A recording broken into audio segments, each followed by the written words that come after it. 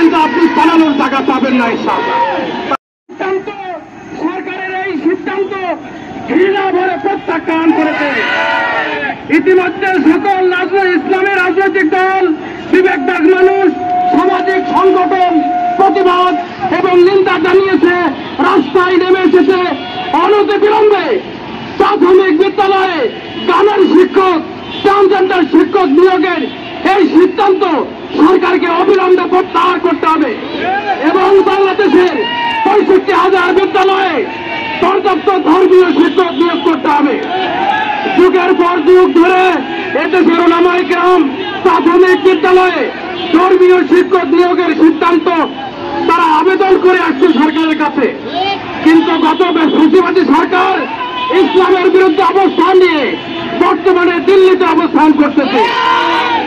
Doctor ইউনূসকে আমরা স্পষ্টভাবে বলতে চাই, আপনি এই তৌহিদি জনতা, ইসলামপন্থী জনতা রক্তের শিবিরে এদেশে প্রধান উপদেষ্টা হয়েছে, কিন্তু প্রধান উপদেষ্টার পদ অলঙ্কৃত করে আপনি এনজিও সরকার গঠন করেছেন, পশ্চিমা মতপুষ্ট উপদেষ্টা পরিষদ গঠন করেছেন।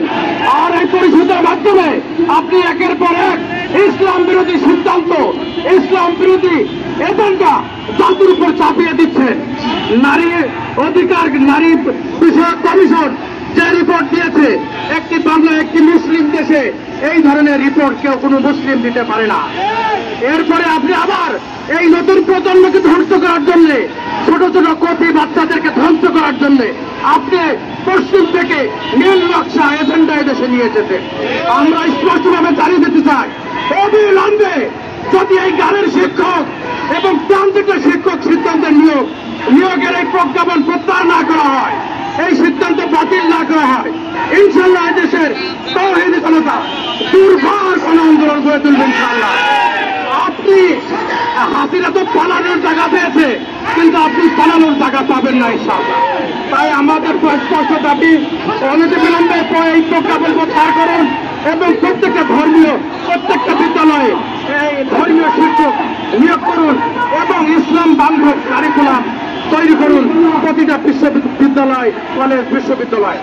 এই দাবি রেখে বাংলাদেশ